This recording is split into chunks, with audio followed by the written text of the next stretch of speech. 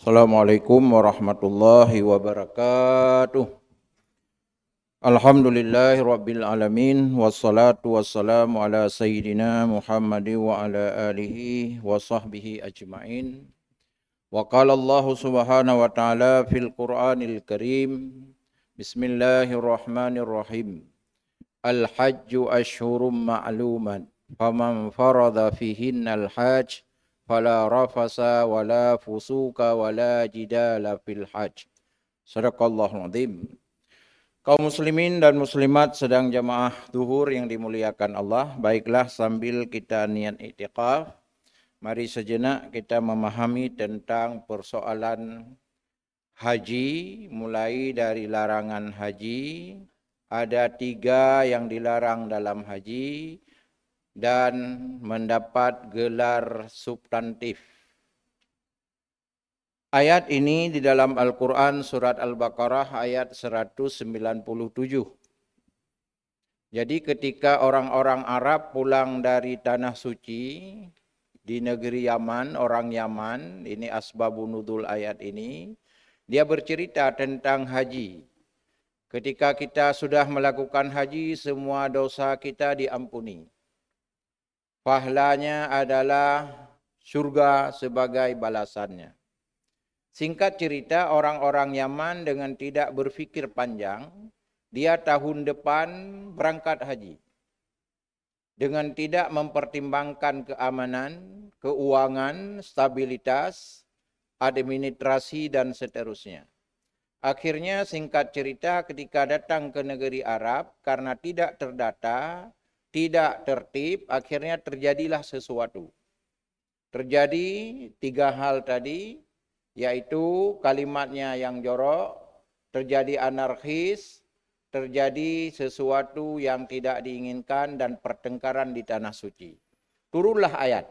Nah, ini menarik kalau kita lihat nanti. Boleh jemaah mempelajari ayat ini surat Al-Baqarah ayat 197. Turunlah ayat. Al-hajju ashhurum ma'luman. Haji itu diwajibkan pada bulan yang telah ditentukan. Maka beda dengan umrah. Umrah kapan saja boleh kita berangkat. Haji tidak. Kenapa? Haji ada hubungan dengan wukuf di Arafah, yaitu hari raya, uroma megang bagitanya, dan lempar jamarah. Kalau di umrah kan tidak ada wukuf di Arafah dan lempar jamarah. Beda rukun umrah dengan rukun haji. Apa yang dilarang ketika Anda berada di Tanah Suci, kata Allah? Fala rafasa. Jangan mengeluarkan kalimat-kalimat kotor. Bahasa cekin, baik tak temena, baik tak cemarut, baiknya kalimat sindiran yang membuat sesuatu yang keji. Kedua, wala rafasa, wala fusuka. Jadi jangan membuat sesuatu yang membuat dalam jamaah, suasana jamaah itu tidak nyaman. Wala jidala fil had, dan jangan bertengkar. Jadi fusuka itu membuat anarkis. Jidala itu bertengkar, medawa. Jadi watenyan karena orang Yaman hana pemimpin, ditertibkan oleh polisi-polisi Arab, bertengkar dia. Tuh hana 4 tertib hana. Makanya dari pengalaman ini adalah negara mengatur. Hari ini jamaah haji Indonesia, Aceh khususnya, hari ini kalau kita bayar ONH, haji reguler itu 34 tahun ke depan baru bisa berangkat Tanah Suci. Ini kan luar biasa. Lalu kita berpikir, boleh enggak kita buat Ka'bah nanti di Indonesia satu Ka'bah Munas misalnya. Tidak boleh, karena haji itu Ka'bah yang dimaksud adalah Ka'bah yang dibangun oleh Nabi Ibrahim, yang konsultannya Jibril, perintahnya Allah, enggak boleh Ka'bah lain. Jangan nanti di Aceh buat Ka'bah di Belang Padang satu, haji Belang Padang. Sahkah haji? Tidak, karena haji yang dimaksud Ka'bah Baitullah. Terjadilah persoalan tadi, maka turunnya ayat. Maka ketika kita di Tanah Suci, jangan lakukan rafasa, kalimat jorok, wala fusuka, terjadi anarkis, wala jidala fil had, jangan bertengkar di Tanah Suci. Maka tertibnya administrasi di data, kenapa? Itulah tujuannya, agar tidak terjadi 3 hal ini di Tanah Suci. Maka haji yang sangat tertib kalau pengalaman demi pengalaman, itu Indonesia. Kita setiap kloter ada pendamping, ada pimpinan kloter, jadi administrasinya lengkap. Jadi oleh karenanya seandainya pun antri sudah terjadi, kita tidak perlu menerobos. Karena ada kepentingan-kepentingan yang lain di negeri orang. Setelah melaksanakan haji ini semua, dengan tertib, nyaman, cukup syarat dan rukunnya, maka Allah memberikan hajinya mabrur lakapnya. Gelarnya mabrur. Apa yang membedakan mabrur dengan makbul? Kalau mabrur itu karakter, dia berubah totalitas. Tapi kalau makbul itu belum tentu berubah karakter. Karena birrun birraini abrarun. Maka orang haji disebut Allahumma ja'al hajjan mabrura wa sa'yan mashkura wa dzamban maghfura. Kenapa haji disebut mabrur? Karena ada perubahan totalitas pada dirinya, karena menyangkut dengan jiwanya, raganya, ekonominya, materialnya, semua harus berpikir. Maka dalam haji itu adalah bahagian dari syiar. Yang namanya syiar tidak boleh diganti. Nah, kita lihat firman Allah. Di antara rukun haji adalah inna safa wal marwata min sya'airillah. Sa'i dan marwah itu bahagian dari syiar. Nah, di situ ada garis hijau lah kalau istilah kita sudah ke sana. Waktu masuk di dalam sa'i itu antara safa dan marwah ada lampu hijau. Disitulah adalah namanya lari-lari kecil. Apa filosofisnya lari kecil? Apa hikmah di dalam hukum lari-lari kecil? Allah ingin mengatakan kepada umat di dunia ini, wahai kaum muslimin, Anda harus pede, Anda harus gagah, Anda harus hebat. Bekloyo. Sa'i salah satu simbol untuk kehebatan umat Islam. Sehingga ketika Anda gagah, kaum kafirun takut kepada Anda. Ketika Anda gagah, maka musuh-musuh Allah akan takut kepada Anda. Kenapa hari ini kita ditakuti oleh Amerika, para kafirun? Karena kita tidak gagah lagi. Dari 300-an negara di dunia, hanya Iran yang bisa bergerak. Yang lain menjadi penonton. Kegagahan inilah yang membuat wibawa kita. Kehebatan inilah yang menjadi power kita. Maka di dalam haji Allah berikan simbol sa'i. Lari-lari kecil. Itu ada hikmahnya. Pada saat itu terjadi musuh-musuh ketika dia melihat umat Islam begitu gagah. Dia mundur untuk menyerangnya. Kalau bahasa hari ini, apa makna gagah dan kehebatan?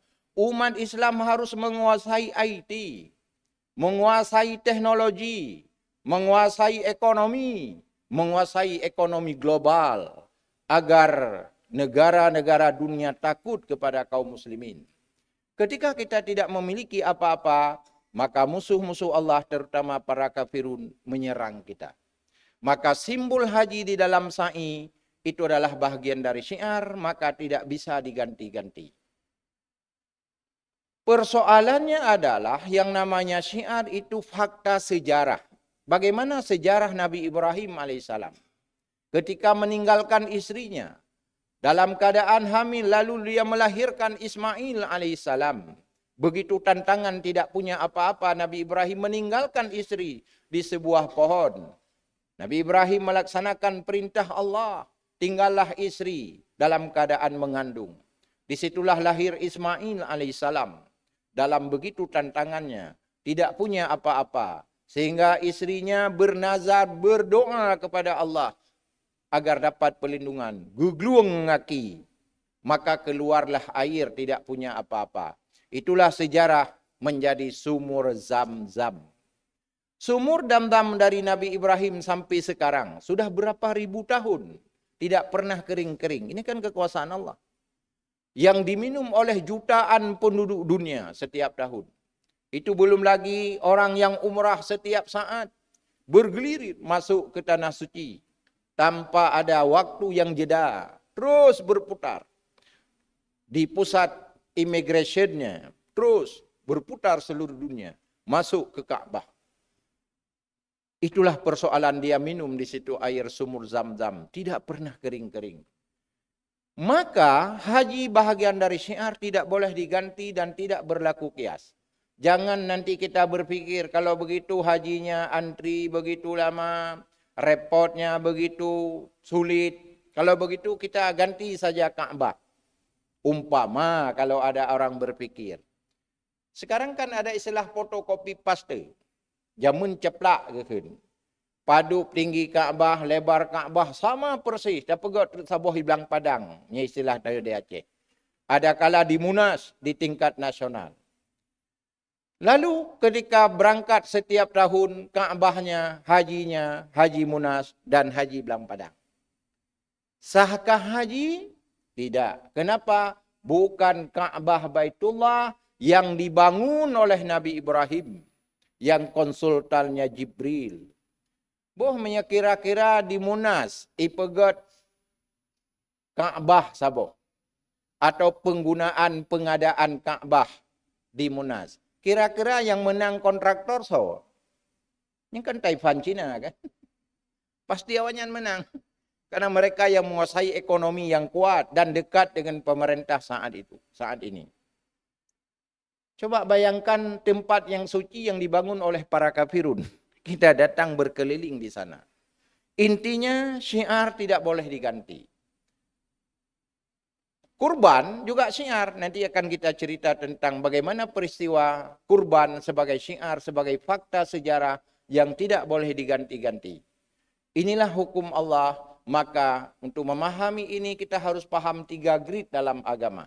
Ada yang namanya syariah, ada namanya syiar, ada namanya fikih. Tiga ini beda dia. Kalau syariat bicara prinsip. Mulai Nabi Adam sampai Nabi Muhammad sama. Tidak ada berubah. Maka jika ada orang membenci dengan syariah, berarti dia membenci hukum Allah. Adapun syiar itu bicara fakta sejarah. Yang tidak boleh diganti, maka di dalam perspektif hukum, orang mengganti barang bukti itu namanya pengkhianat. Maka dalam hukum kan tidak boleh barang bukti dihilangkan kan. Jadi kalau ada orang ingin menggantikan haji boleh di negeri yang lain, itu pengkhianat terhadap agamanya, terhadap keyakinannya. Baru yang ketiga disebut fikih. Di dalam memahami Al-Quran disebut tafsir, ulamanya disebut mufassir, dalam fikih lahirnya para fuqaha, dalam ilmu tauhid lahirnya mutakalimin, di dalam dunia sufi lahirlah para mutasawwifin. Di sini boleh beda pendapat. Kenapa lahir 4 mazhab? Ada Syafi'i, ada Maliki, ada Ahmad bin Hambal, Imam Malik. Kenapa berbeda? Substansinya sama, tujuannya sama, cara berbeda-beda. Silakan berbeda pendapat. Ikhtilaful ummah rahmatun. Beda pendapat itu rahmat. Jangan kita bertengkar pada furu'iyah. Hari ini kenapa di Aceh salah satu faktor membuat kita lambat di dalam berpikir terhadap agama? Karena pertengkaran pada furu'iyah dijadikan isu strategis hari ini. Na berdoa dengan hana, na jihar dengan hana, inan mendawa tapi. Akhirnya kapan kita maju berpikir kepada yang lain? Kita bertengkar pada kulit. Bukan pada substansi. Intinya adalah fikih boleh beda pendapat. Tafsir boleh beda pendapat. Yang tidak ada beda pendapat syiar dan syariat karena telah bersifat final. Fikih tidak final. Makanya silakan. Selama ada dalil dan teorinya itu dibenarkan oleh hukum. Di dalam teori hukum disebut siapa yang berbicara itu adalah disebut dengan teori otoritas. Yang berhak berbicara agama adalah ulama. Apa kapasitas ulamanya? Kalau bukan itu, dia tidak hak berbicara agama. Karena Nabi berkata, al-ulama'u warasatul anbiya.